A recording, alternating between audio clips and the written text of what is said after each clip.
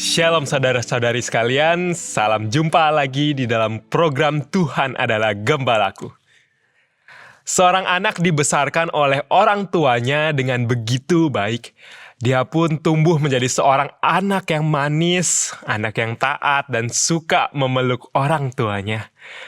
Akan tetapi ketika masuk usia remaja, jangankan mau memeluk, anak itu sudah tidak lagi mau mendengarkan perkataan orang tuanya. Di masa remajanya, anak itu pun mulai kecanduan game, kecanduan pornografi, mengikut teman-temannya merokok, menyontek, bermalas-malasan di sekolah, dan jarang pulang ke rumah. Ternyata walaupun sudah secara baik-baik dibesarkan dan dididik, mungkin Anda berulang kali sudah memberikan teguran dengan berbagai metode yang ada di dalam dunia parenting saat ini. Dari yang lembut, dialogis, hingga tegas, kita mungkin jika menjadikan diri sebagai orang tuanya, akan kehabisan akal dan mungkin berada di ambang batas kesabaran. Bangsa Israel di dalam Yesaya 1 ayat 21-31 digambarkan sebagai bangsa yang dahulu taat, tapi sekarang dipenuhi kejahatan. Mari kita baca ayat 21-24. Bagaimana ini? Kota yang dahulu setia sekarang sudah menjadi sundal. Tadinya penuh keadilan dan di situ selalu diam kebenaran. Tetapi sekarang penuh pembunuh. Perakmu tidak murni lagi dan arakmu bercampur air. Para pemimpinmu adalah pemberontak dan bersengkongkol dengan pencuri. Semuanya suka menerima suap dan mengejar sogok. Mereka tidak membela hak anak-anak yatim, dan perkara janda-janda tidak sampai kepada mereka. Sebab itu demikianlah firman Tuhan semesta alam yang maha kuat, pelindung Israel. Aku akan melampiaskan dendamku kepada para lawanku dan melakukan pembalasan kepada para musuhku. Jika Anda mungkin terheran-heran jika membayangkan memiliki anak yang tumbuh sebagai remaja yang tidak taat, terlebih lagi Tuhan yang digambarkan begitu geram melihat Israel di masa Yesaya. Bahkan hingga menggambarkan mereka seperti orang sundal. Di dalam tata krama bahasa, kata sundal adalah istilah kasar dan diperuntukkan untuk merendahkan seseorang. Hal ini seturut dengan perkataan Yesus, bahwa di dalam firman-Nya, barang siapa meninggikan diri, ia akan direndahkan. Dan barang siapa merendahkan diri, ia akan ditinggikan. Kita perlu mengingat bahwa dahulunya bangsa Israel adalah bangsa kecil yang dipimpin Allah menduduki tanah Kanaan. Di bawah kepemimpinan Tuhan, mereka mampu mencapai berbagai kemenangan perang dan menduduki tanah Kanaan. Tuhan setia terhadap janjinya kepada Abraham, bapa leluhur Israel, bahwa keturunannya akan menjadi bangsa yang besar. Akan tetapi nampaknya bangsa Israel tumbuh bukan menjadi bangsa yang setia kepada Tuhan, tetapi bangsa yang memberontak kepada Allah.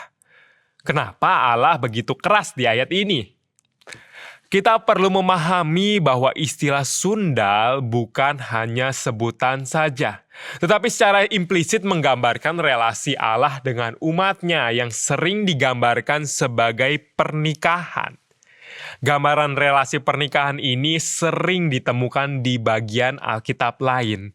Misalkan ketika Hosea diminta Tuhan untuk menikah dengan pelacur.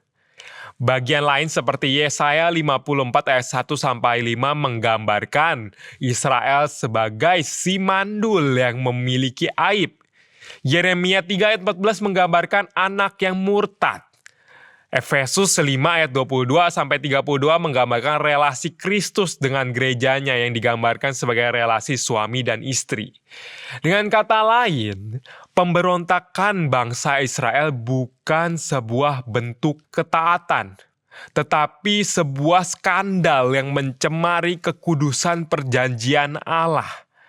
Laki-laki atau perempuan mana yang tidak merasa disakiti atau dikhianati jika pasangannya berselingkuh dengan pasangan lain? Terlebih lagi Allah. Dialah yang telah mengikat janjinya dengan umatnya untuk menjadikan bangsa miliknya yang besar menjadi kepunyaannya.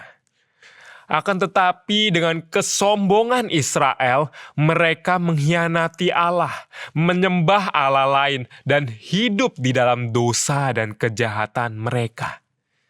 Di tengah situasi yang begitu ironis, Allah menunjukkan sekali lagi dirinya sebagai Tuhan semesta alam yang maha kuat, yang melindungi Israel.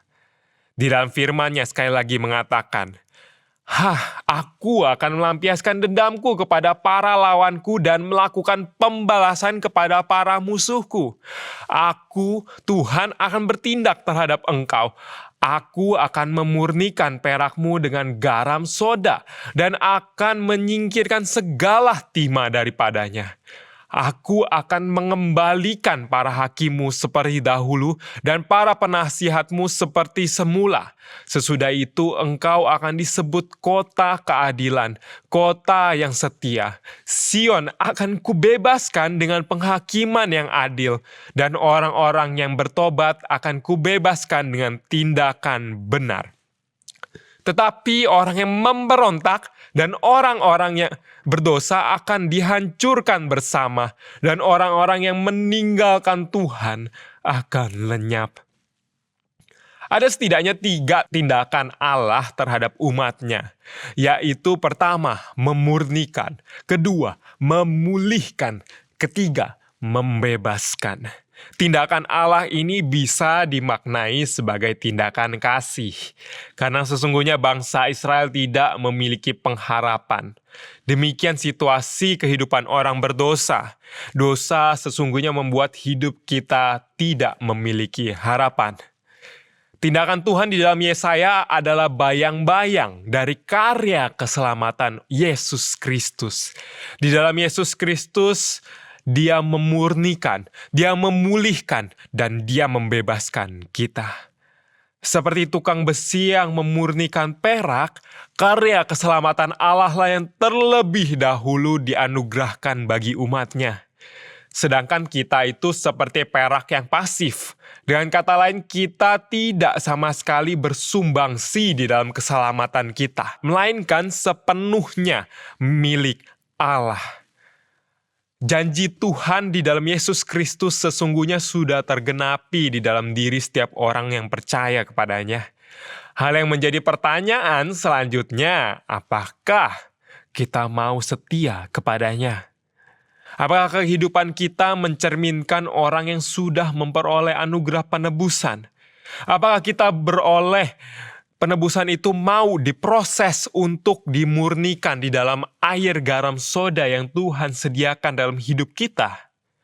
Ataukah kita dengan tinggi hati mengatakan, aku nggak perlu, aku tidak perlu Tuhan karena aku toh sudah cukup baik. Berdasarkan apa yang kita telah baca tentang perbuatan sundal Israel, Tuhan akan merendahkan mereka yang merasa diri tinggi dan meninggikan mereka yang rendah pada waktunya. Saudara-saudari yang dikasihi Tuhan, lawan dari kesetiaan bukan sekedar pemberontakan atau perbuatan dosa, namun lawan dari kesetiaan adalah sifat kesombongan dan tinggi hati. Oleh karena itu, marilah saat ini kita memeriksa diri, karena sesungguhnya kita masih berada di dalam proses pemurnian Tuhan. Dosa apa saja yang selama ini masih kita simpan? Kesombongan apa saja yang saat ini membuat kita merasa diri sudah baik? Janganlah sembunyikan semua itu di balik rasa baik-baik saja, di balik religiusitas kita saja, di balik rutinitas kita saja.